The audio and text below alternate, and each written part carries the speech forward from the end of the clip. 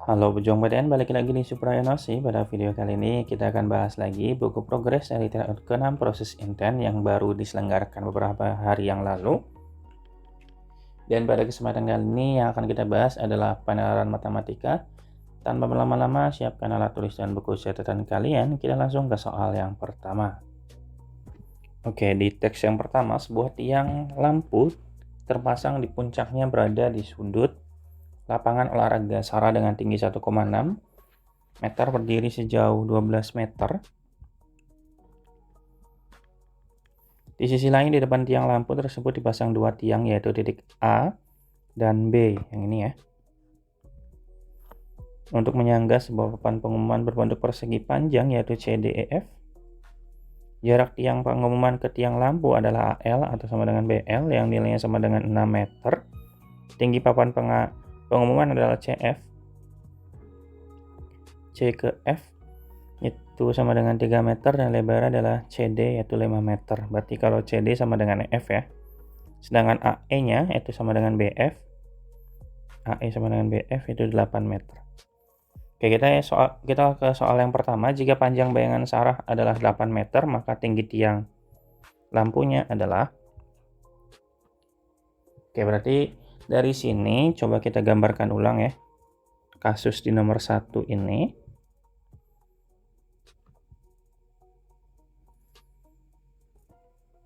Misalkan saya punya segitiga seperti ini ya. Oke, di sini adalah lampu dan berdirilah seorang Sarah di sini. Dan Sarah ini memiliki bayangan 8 meter, berarti dari sini dari Sarah ke titik yang pojok sini adalah 8 meter. Kemudian tinggi tiang lampunya berapa? Berarti ini yang ditanyakan X-nya. Dan tinggi Sarah juga diketahui ya, di sini adalah di 1,6 dan jarak Sarah dengan tiang adalah sejauh 12 meter, berarti dari sini ke sini 12 meter ya.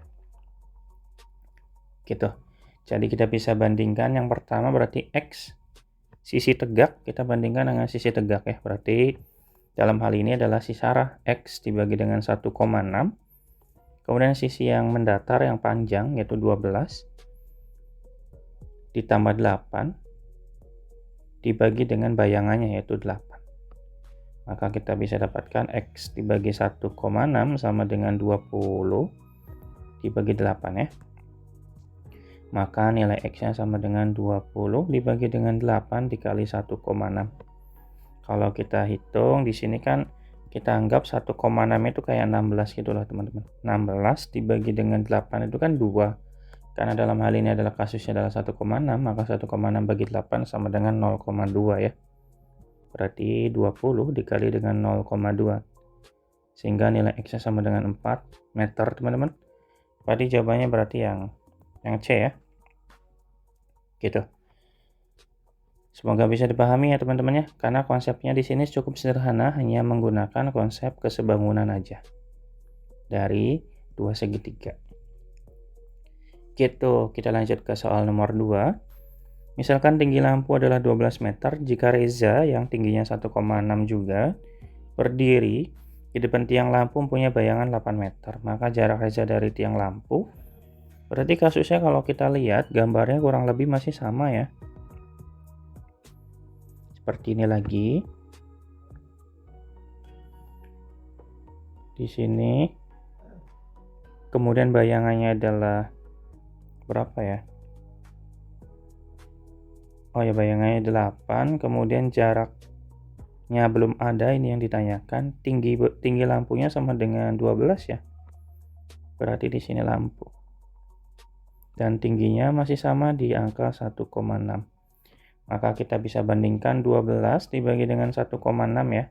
Sama dengan, jadi yang tegak dengan yang tegak, kemudian yang mendatar yang panjang dengan yang pendeknya. Berarti nanti X ditambah 8 dibagi dengan 8. Kita tinggal kita kalikan silang 12 kali 8. dibagi dengan 1,6 ya, sama dengan X ditambah 8. Oke, berarti kita bisa hitung 12 kali 8 berarti 96 ya. 96 dibagi 1,6 sama dengan X plus 8. Ini kan 96 bagi 1,6 itu 60. Sama dengan X plus 8. Maka X-nya sama dengan 60 dikurangi 8 ya, berarti 52. Jawabannya berarti yang C. Oke deh teman-teman. Semoga bisa dipahami ya untuk soal nomor 2 juga, karena soalnya nggak terlalu susah juga sebetulnya. Gimana? Kalau misalkan masih belum paham, silahkan boleh dipahami dulu ya. Dipahami, dicek ulang. Barangkali saya salah hitung atau salah menaruh sebuah konsep juga kasih tahu aja teman-teman ya. Kita lanjut dulu ya, kalau belum ada pertanyaan. Kita langsung ke soal nomor 3. Misalkan tinggi lampu adalah 12 meter jika panjang bayangan sisi atas papan pengumumannya, yaitu E aksen, F aksennya berapa? Oke, berarti kalau kita lihat, ini juga kalau kita hubungkan ini segitiga lagi nih teman-teman. Sorry. Kalau kita hubungkan ini juga segitiga lagi tuh, ya enggak? Nah, gitu. Kalau kita gambarkan dari sudut atau perspektif seperti yang di soal ya, bentuknya nanti kurang lebih bakalan begini nih.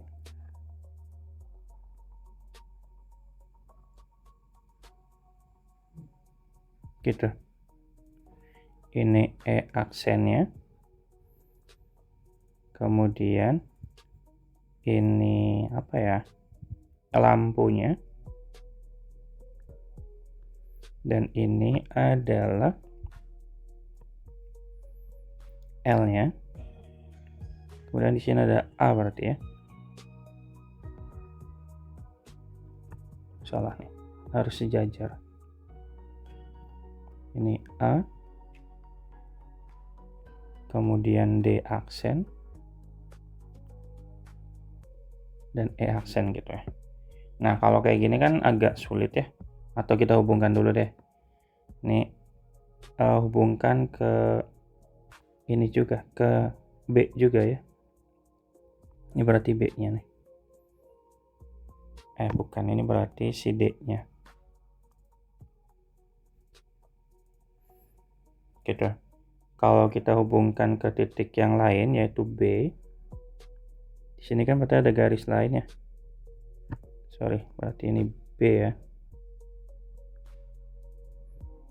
B. Kemudian di sini harusnya agak lebar ya. Bentar.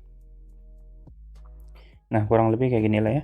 Jadi kalau misalkan kita lihat perbandingannya itu nanti LA kita bisa bandingkan dengan LE aksen, dan nanti kita bisa bandingkan apalagi ya, berarti kita bisa bandingkan antara AE ya, AE dengan jarak lampu ini loh, gitu. Oke, kita bisa coba bandingkan ya, dari sini kita bisa bandingkan lampu, kemudian kita bandingkan dengan yang ini ya, lampu tuh maksudnya tiang lampu, kemudian kita bisa bandingkan dengan AE, si tiang yang ada di depan, kemudian akan sama dengan panjang si LA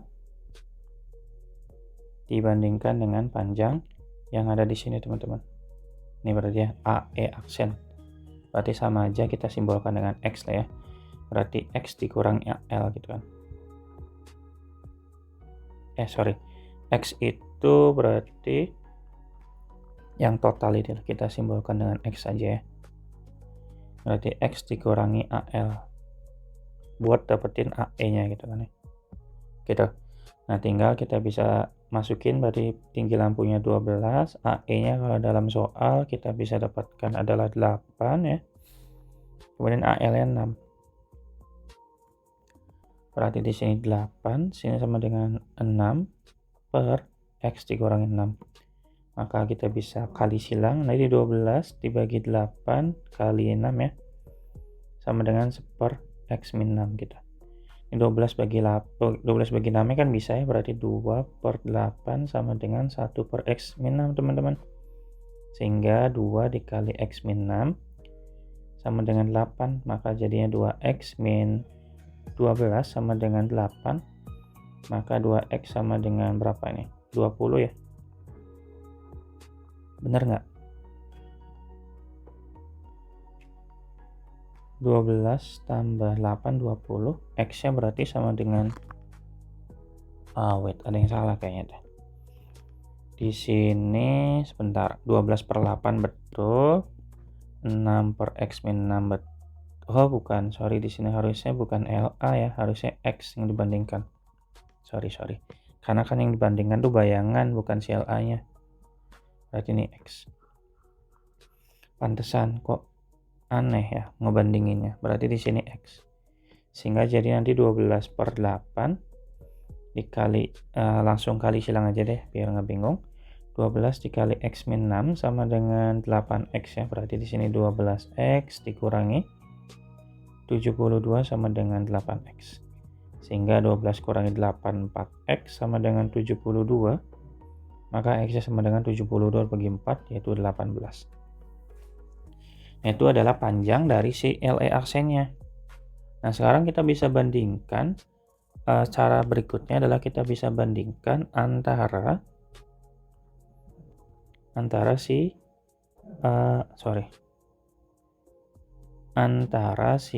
papan-papannya. Maka kita bisa bandingkan E aksen F aksen per F EF gitu kan ya. Kemudian tadi X kan, berarti LE aksen kita bandingkannya dengan LA gitu. Gitu teman-teman. Aksen F aksen yang ditanyakan. Kemudian EF itu panjangnya sama dengan CD kan, karena kan dia persegi panjang. Sehingga di sini CD-nya 5, tinggal kita substitusi aja. Berarti di sini 5 sama dengan LE aksennya sama dengan X ya, yaitu 18. Kemudian LA-nya 6. Maka E aksen F aksennya sama dengan 18 bagi 6, yaitu 3 dikali dengan 5. Maka nilainya sama dengan 15. Berarti jawabannya yang A ya. Oke teman-teman, untuk nomor 3 kita lanjut ke soal nomor 4 yang terakhir ya. Untuk teks yang pertama. Misalkan tinggi tiang lampu adalah 12 meter, Reza tingginya 1,6 berdiri di atas kursi yang tingginya 80. Jika jarak kursi ke tiang 10 meter, maka bayangan Reza adalah, berarti kan dia berdiri di atas kursi, otomatis akan ada selisih antara bayangan dia di atas kursi dan bayangan kursi. Yang ditanyakan adalah bayangan si Rezanya doang. Berarti kalau kita gambarkan kurang lebih akan seperti ini. Gini lah ya. Ini kursinya, ini Rezanya berdiri di sini. Rezanya 1,6, kursinya 0,8, sehingga tinggi totalnya itu sama dengan 2,4 ya. Kemudian tinggi tiangnya 12. Jarak dia ke lampu sama dengan 10. Yang ditanyakan kan di sini X-nya gitu kan ya. Maka tinggal kita cari yang pertama adalah bayangan total dulu ya. Bayangan total. Untuk mencari bayangan total kita tinggal bandingkan aja 12 bandingkan dengan total 2,4. Sama dengan yang total juga 10 plus X dibagi X. Maka kita bisa hitung 12 bagi 2,4 itu 5 ya. Maka di sini 5 sama dengan 10 ditambah X per X, kita kali silang aja. Berarti di sini 5X ditambah sama dengan 10 plus X. Sehingga nanti nilai X-nya itu sama dengan 5X dikurangi X ya. Berarti sama dengan 4X. Sama dengan 10, maka X-nya sama dengan 10 dibagi 4. Which is sama dengan 2,5 ya. Gitu. Nah sekarang kita cari bayangan kursinya. Maka karena kan yang dicari adalah bayangan si Reza doang, maka tinggal kita cari bayangan total. Nanti dikurangi bayangan kursi kan. Nah ingat di sini bayangan kursinya masih sama ya, 12 dibagi karena kursi tinggi 0,8. maka baginya dengan 0,8. Jaraknya nggak berubah karena kan dia nggak bergeser, hanya posisi ketinggiannya aja. Berarti di sini X plus 10 juga dibagi X. 12 dibagi 0,8 itu kita bisa dapatkan 15 ya.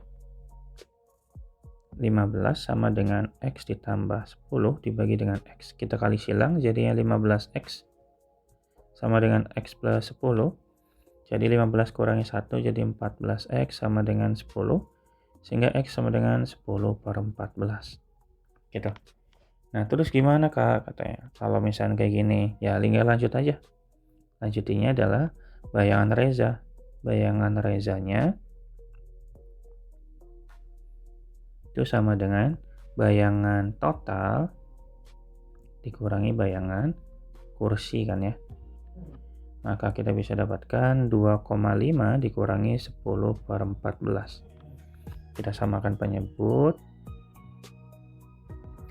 Di sini kan 2,5 itu 5 per 2 ya, berarti sama aja 5 per 2. Atau kalau mau ditulis dalam bentuk bentuk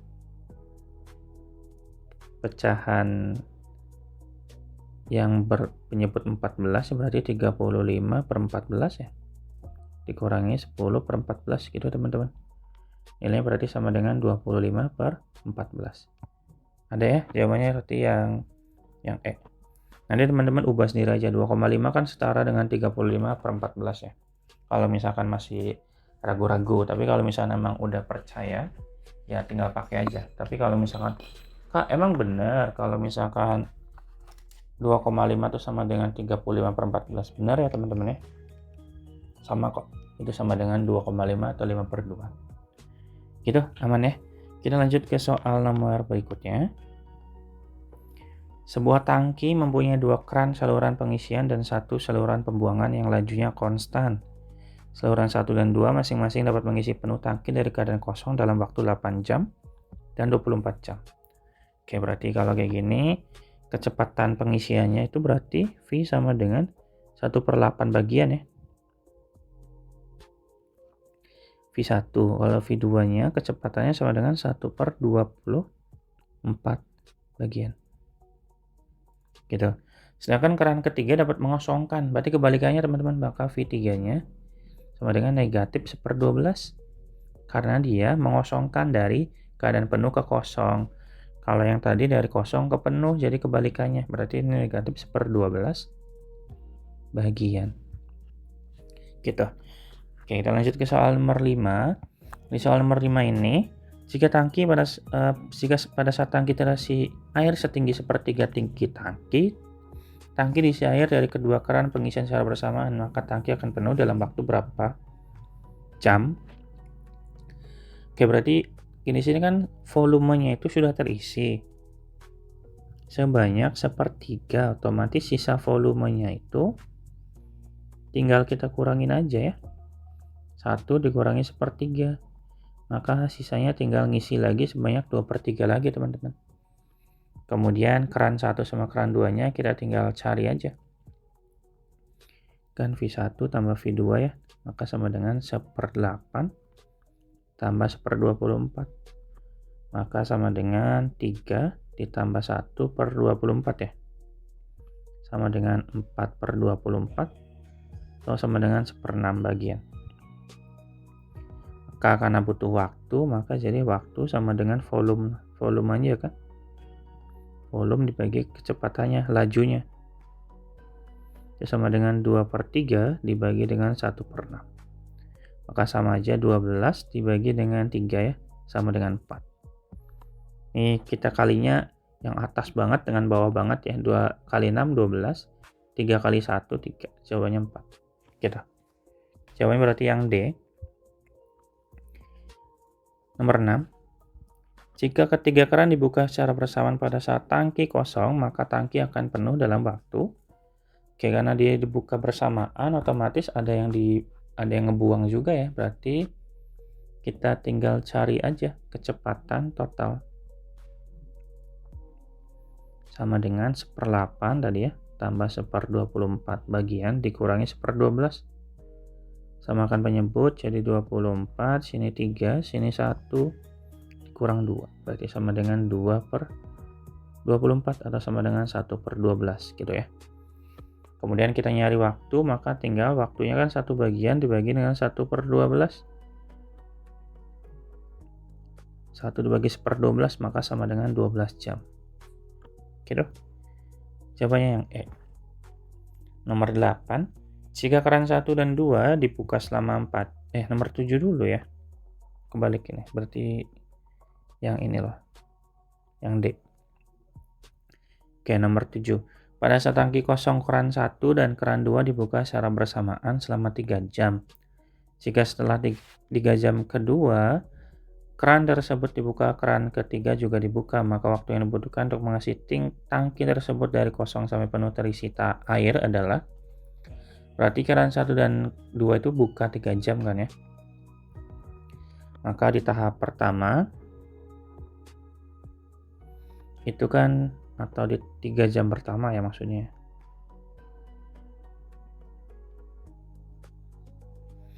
Maka kita bisa cari volumenya itu sama dengan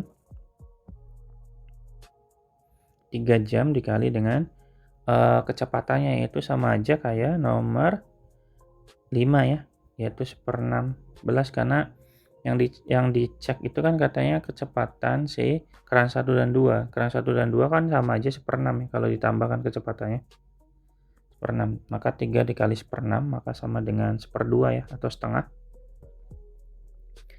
bagian maksudnya. Maka dalam 3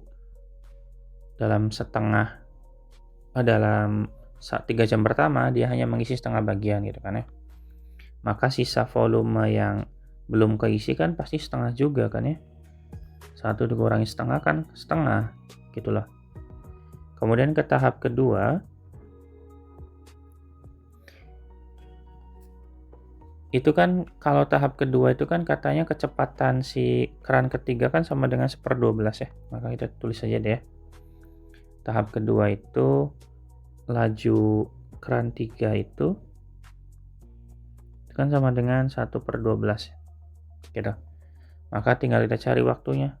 T-nya sama dengan 1/2 sisa volumenya dibagi dengan si lajunya 1/12. Maka ini sama dengan 6 jam. Gitu. Karena 12 kali 1 12, 2 dikali 1 2, 12 bagi 2 6. Sehingga total waktunya sama dengan 3 jam ditambah 6 jam sama dengan 9 jam. Gitu teman-teman. Jawabannya yang dia lagi ya. Dari nomor 5 sampai 7 berarti D terus nih. Oke, lanjut ya soal nomor 8. Jika keran 1 dan kedua dibuka selama 4 jam, diisi air dari tangki kosong akan sama dengan jika ketiga keran dibuka secara bersamaan selama titik-titik dalam jam.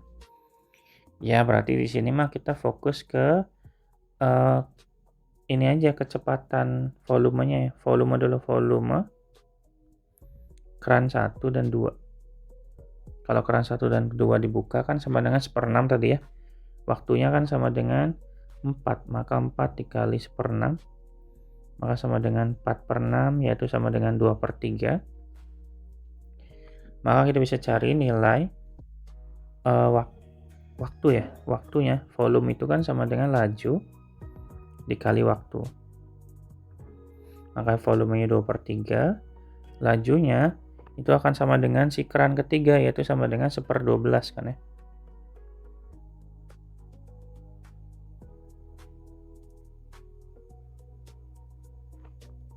Itu akan sama dengan ketika ketiga keran dibuka. Itu kan kayak V total itu kan sama dengan 1/12. Ketiga keran dibuka 1/12 kan ya. Berarti sama dengan 1/12 dikali T. Sehingga T-nya sama dengan 12 kali 2 yaitu 24 dibagi dengan 3. Maka T-nya 8 teman-teman. Jawabannya berarti yang C. Gitu teman-teman, untuk soal nomor 5 sampai nomor 8 ini lebih gampang dari eh, teks yang pertama ya, nomor 1 sampai 4 ini lebih mudah. Tapi teman-teman ingat ini materinya sebetulnya materi SD, proses penyelesaiannya aja yang lumayan repot karena disampaikan dengan bahasa yang mungkin teman-teman agak bingung. Tapi secara keseluruhan harusnya aman ya. Kita lanjut ke soal nomor berikutnya. Tabel berikut menunjukkan banyaknya karyawan baru dan karyawan yang memundurkan diri pada dua jenis jabatan di perusahaan X, yaitu manajer dan teknisi. Perusahaan tersebut berdiri sejak tahun 2020. Total jumlah karyawan termasuk manajer dan teknisi pada awal pendirian adalah 600, ini awalnya 600 dan bertambah 100 orang setiap tahunnya. Oke, untuk menyelesaikan soal ini kayaknya kita harus bikin tabel dulu ya, biar lebih mudah. Oke, di sini sudah saya buatkan tabelnya. Yang pertama tahunnya udah ada tahun 2020 sampai tahun 2024. Kemudian total pegawai yang pertama tahun 2020 adalah 600 dan bertambah sebanyak 100. Setiap tahunnya berarti awalnya 600, kemudian jadi 700, jadi 800, 900 dan sampai ujungnya 1000 gitu teman-teman. Kemudian untuk manajer itu ada 30, tapi yang mengundurkan diri 0 ya, aman. Kemudian teknisi sebanyak 150, sehingga kita bisa langsung cari selisihnya. 150 dikurangi 30 ya, sama dengan 120. Langsung aja teman-teman ya. Kemudian tahun 2021 ada pegawai baru sebanyak 25 dan yang mengundurkan 15. Jadi kalau pegawai jenis manajer itu berarti otomatis awalnya kan 30 gitu ya, kemudian nambah 25 keluar 15, maka tinggal kita hitung gitu loh. Pegawai lama 30, pegawai baru 25 dan mengundurkan diri 15, berarti sama dengan 40 ya. Kemudian di sebelah kanannya berarti sama ya, awalnya 150, kemudian masuk yang baru sebanyak 30, keluar 15, berarti nambahnya 15 langsung aja ya. Berarti di sini 165. Kita selisihkan 165 dikurangi dengan 40 berarti 125. Gitu. Ini kayaknya mepet teman-teman ya. Jadi harus digeser ke bawah aja.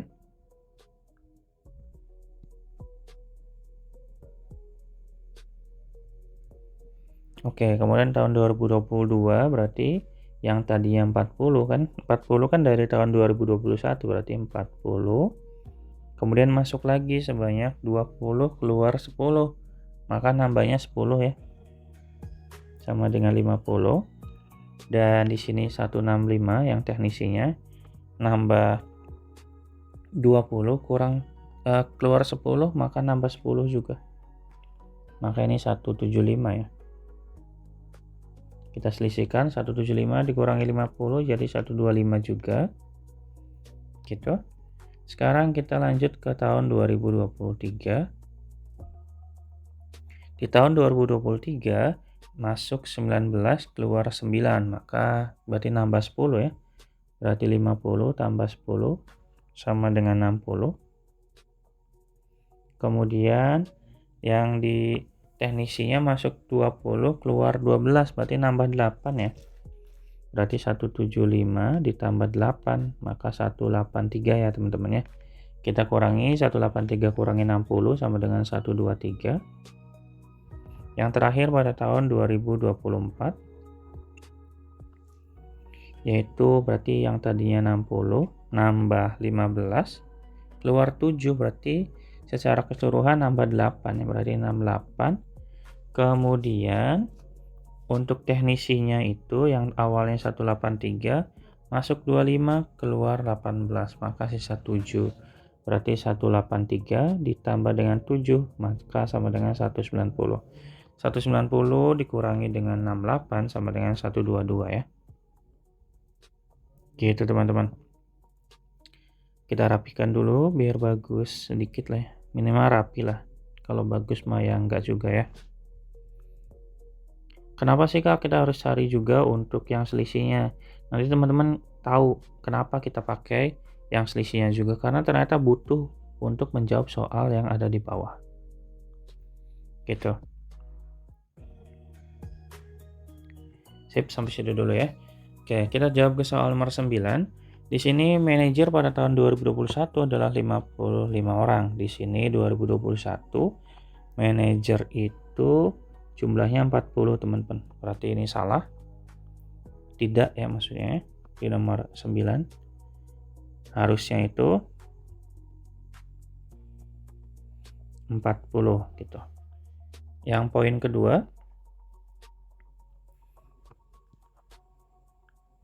proporsi jumlah teknisi pada tahun 2021 terhadap jumlah total karyawan pada tahun tersebut adalah 30%. Teknisi kan jumlahnya 165 ya, terhadap jumlah total pegawai itu 700. Berarti kalau kita cek di sini, harusnya itu 165 dibagi 700 dikali 100% gitu ya. 100 bagi 700 habis, berarti 165 aja dibagi dengan 7% gitu. Maka nilainya sama dengan 23,57% ya. Ini masih di bawah 30%, maka ini salah juga. Dan pernyataan yang terakhir, pernyataan yang ketiga, selisih jumlah manajer dan teknisi pada tahun 2022. Pada tahun 2022, teknisi dikurangi manajer sama dengan 125. Kita cek ya. Nih, 2022. Betul ya, hasilnya adalah 125. Gitu loh, kenapa penting kita nyari selisihnya. Jadi, untuk menjawab pertanyaan. Nah, berarti oke. Aman ya? Lanjut ke nomor 10. Rata-rata jumlah teknisi per tahun adalah, maka kita jumlahkan tuh semua teknisi. Semua teknisi itu berarti kita jumlah dari 150 ditambah dengan 165 tambah 175, 183 sama 190 ya. Berarti rata-rata teknisi, saya tulisnya X bar T aja ya. 150 tadi ya. Ditambah 165, ditambah 175, ditambah 183, sama terakhirnya ditambah 190. Berkecil, takut nggak muat. Tambah 190 dibagi dengan 5 ya, karena 5 tahun. Maka jadinya ini berarti 3,863 dibagi 5. Nilainya sama dengan 100 berapa ini? 172,6 ya. Oh, pilih angka yang paling mendekati ya, otomatis kalau kita bulatkan jadinya 172 ya. Berarti jawabannya berarti yang A, teman-teman. Oke, kita lanjut di soal nomor 11. Pada tahun 2022, proporsi jumlah manajer perusahaan terhadap karyawan perusahaan. Tahun 2022, manajer itu bernilai sebanyak 50 ya dari total 800. Jadi soalnya kayak nomor 9 ya, berarti 50 dibagi 800 dikali 100%. Maka sama dengan 50, ini kan 100 sama 800-nya habis ya, tinggal per 8 aja berarti persen. Otomatis 50 bagi 8, 6,25% ya. Gitu, jawabannya berarti yang D, yang E, sorry. Gampang teman-teman. Kemudian tahun ketika selisih jumlah manajer dan teknisi kurang dari 130. Tadi tuh saya bilang selisihnya cari semua. Nah, yang kurang dari 130 yang mana? Kalau kita cek dari tadi yang tabel kita buat, semuanya di bawah 130 teman-teman. Berarti semuanya ya, berarti 1, 2, 3, 4. Berarti tahun 2020 betul, ini betul, ini betul, dan ini betul. Berarti jawabannya yang E ya.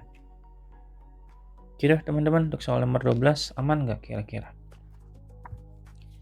Aman lah ya.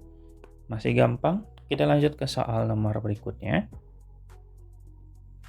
Oke, di teks 4 ini gambar di bawah adalah peta beberapa kecamatan di Kota Langsat. Jarak kecamatan D ke C adalah 96 km. Kalau kita lihat, D ke C ini kan yang ini, yang lurus ini. Otomatis 96 km ini untuk 4 petak, teman-teman. maka satu petaknya sama dengan 96 aja ya, dibagi dengan 4. Maka satu petak itu panjangnya harusnya 96 bagi 4, berapa ya? 24 ya? 24 km gitu. Kemudian kita baca lagi. Terdapat jalan tol berbentuk seperempat lingkaran yang ini ya, yang menghubungkan kecamatan E dan C, dan jalan tol lurus menghubungkan kecamatan DF. Oke, serta CH. Oke. Untuk mencapai satu kecamatan lainnya dengan menggunakan kendaraan mobil harus jalan seperti pada gambar. Oke, jarak E dan D adalah. Oh, hati-hati teman-teman. Untuk yang 13 ini kita jangan sampai kekecoh karena kata-kata di sini adalah kendaraan mobil. Karena kalau bahas jarak itu kita nggak bahas tentang berapa banyak panjangnya, tapi kita ambil cara paling singkatnya. Dari E ke D, kalau kita lihat, itu kan merupakan sebuah segitiga kalau kita bisa lihat. Kita bisa pakai segitiga siku-siku gitu. Ya. Oke, berarti kalau kita buat ulang kayak gambar yang kita tadi tandai, itu kan berarti ada di E ke D-nya itu garis miring. Anggap bagus saja teman-teman ya. Ini seadanya aja. Ini D, ini siku-siku ya. Ini E. Berarti otomatis kalau mau mencari E ke D pakai Pythagoras saja. Berarti ED kuadrat sama dengan jarak dari E ke sininya sama dengan 3 petak. 1, 2, 3. Ke atas 1 berarti 3 kuadrat ditambah 1 kuadrat. Maka ED-nya sama dengan 9 ditambah 1 diakarkan ya. Maka nilainya sama dengan akar 10. Loh Kak, belum ada yang akar 10. Nah, ingat teman-teman, dalam satu petak nilainya sama dengan 24 km. Sehingga jarak sebenarnya dari ED itu sama dengan 24 dikali akar 10. Jawabannya berarti yang D ya. Gitu. Oke, kita lanjut di soal nomor 14. Jarak terpendek yang dapat ditempuh ketika mengendarai mobil dari kecamatan C ke E. C ke E berbentuk lingkaran, seperempat lingkaran ya. Kalau kita buatkan ulang.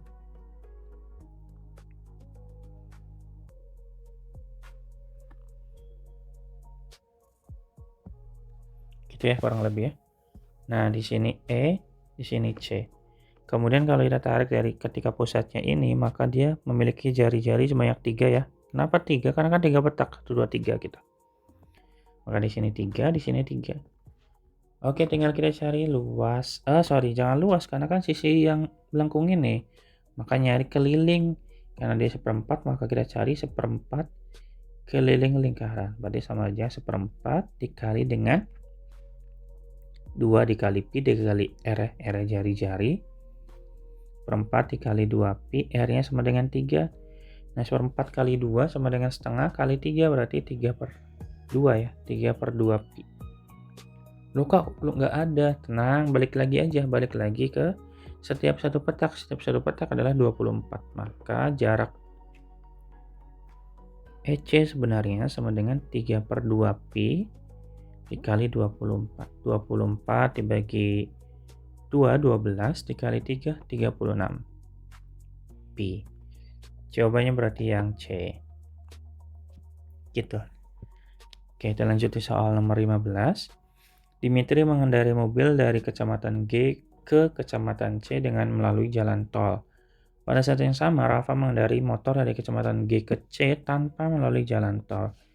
Jika Dimitri dan Rafa melintasi jalur terpendek, selisih jarak yang ditempuh Dimitri dan Rafa adalah, kita bahas yang si Dimitri dulu kali ya. Dimitri. Oke, Dimitri itu berarti dari G ke H, kemudian ke C kan. Otomatis kita cari G ke H dulu. Untuk G ke H, itu G ke H-nya itu kan jalan lurus saja sebanyak 2 petak kan teman-teman ya. Maka sama aja 2 dikali 1 petaknya 24 kilo, maka sama dengan 48 km. Kemudian dari H ke C-nya, Dimitri itu melalui jalan tol. Berarti dia harus ke sini teman-teman. Berarti harus pakai Pythagoras lagi. Ya. Berarti kayak gini nih. sorry, ini gambarnya kurang oke.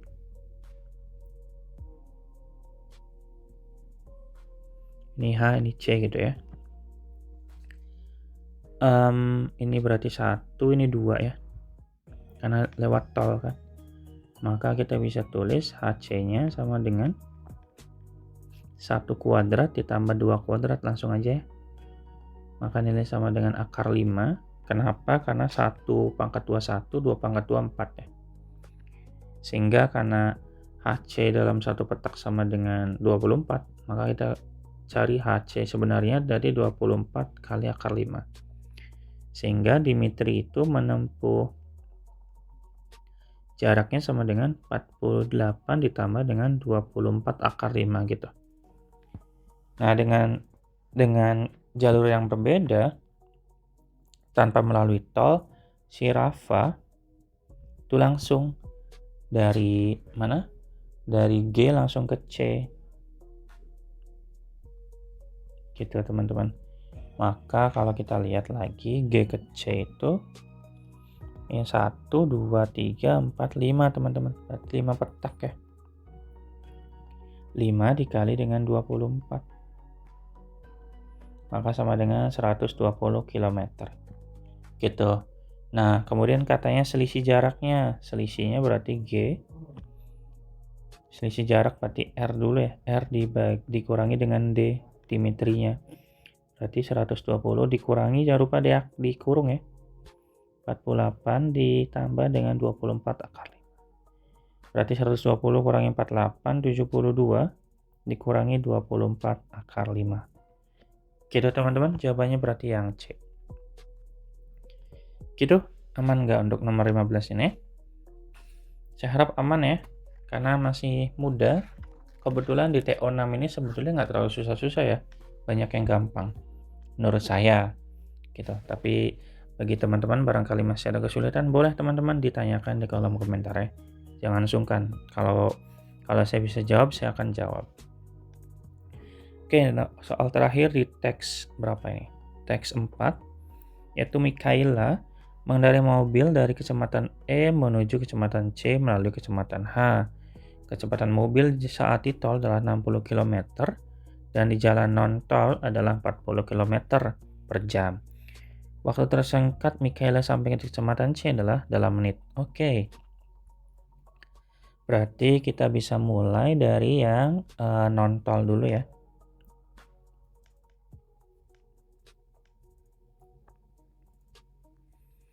Non-tol itu berarti dari E ke H dulu.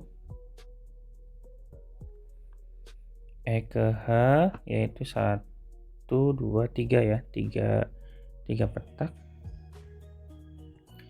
Berarti sama dengan 3 dikali dengan 24, which is 72 km ya. Nah, karena setiap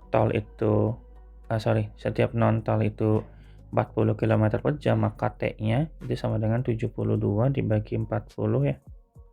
Sama dengan 1,8. Ini dalam bentuk jam. Kita ubah ke menit karena soal minta dalam menit. Maka 1,8-nya dikali 60 sama aja 18 kali 6 ya, 108 menit. Ini udah kelihatan, berarti kita bisa nyari A atau B ya. Maka kita cari dulu yang tolnya. Untuk mencari yang tolnya berarti dari C ke H ya berarti. CH-nya, CH udah kita cari ya di soal nomor 15, yaitu nilainya sama dengan akar 5 teman-teman. Atau 24 akar 5. Ini sama dengan 24 akar 5 km. Sehingga T-nya sama dengan 24 akar 5 dibagi dengan 60 dikali dikali 60 menit. Gitu, nanti ini kita coret.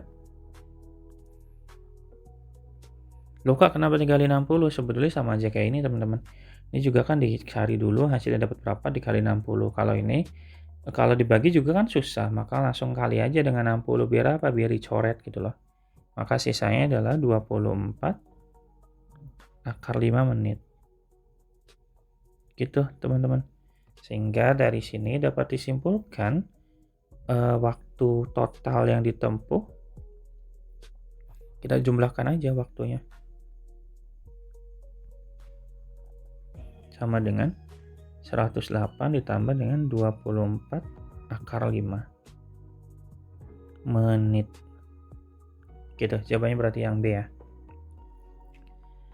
Gitu ya teman-teman ya. Untuk soal nomor 16 ini, kita lanjut ke soal nomor berikutnya. Oke, ini di teks terakhir ya ternyata ya. Harusnya gampang. SMA Proses Intan adalah SMA unggulan di daerah Tapanuli dan sekitar yang telah meluluskan banyak siswanya ke universitas favorit terutama UI dan ITB. Di tahun 2020 ini SMA Proses Intan akan mengadakan reuni menyebar 100 undangan. Informasi penting ya. Kemudian di acara reuni tersebut akan diadakan acara tukar kado yang mewajibkan setiap pria membawa 4 kado dan wanita membawa 2 kado berbeda. Kemudian kado dikumpulkan dan di akhir peserta memilih kado yang sesuai dengan banyak yang dibawanya. Nomor 17. Banyak kado yang terkumpul paling banyak. Kalau paling banyak atau maksimum, otomatis kita buat sebuah pengandaian atau kita andaikan kondisinya itu adalah yang datang adalah laki-laki semua.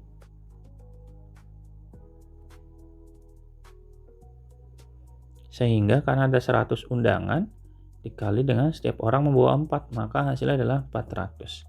Ini kalau pengen maksimum. Gitu teman-teman ya. Gampang kok. Lanjut ya. Jika ternyata alumni yang bisa hadir mengikuti acara tersebut adalah 60% dari undangan yang disebar, maka terkumpul kado sebanyak 200 buah, maka banyak laki-laki adalah berapa? Dari sini 60% dari 100 ya. Maka adalah 60 totalnya. Maka kalau kita bisa cek laki-laki ditambah perempuan itu sama dengan 60 jumlah yang datang. Ini jadi persamaan 1. Kemudian kan katanya laki-laki membawa 4 kado dan perempuan membawa 2 kado yang kalau dikumpulkan hasilnya adalah 200. Ini kita sederhanakan aja, jadi nanti 2L ditambah P sama dengan 100. Kita eliminasi. Itu L ditambah P sama dengan 60. 2L tambah P sama dengan 100. Kita kurangi dari bawah ke atas saja ya. 2L dikurangi LH1, P dikurangi P0, 100 dikurangi 60 sama dengan 40. Berarti L-nya sama dengan 40, maka otomatis P-nya sama dengan 20 ya. Karena yang ditanyakan L doang, maka ya udah jelas L-nya sama dengan 40. Oke teman-teman. Makanya di sini eliminasi itu harus bisa banget. Kenapa? Karena eliminasi itu salah satu alat yang bisa kalian manfaatkan untuk menyelesaikan soal-soal semacam ini, gitu ya.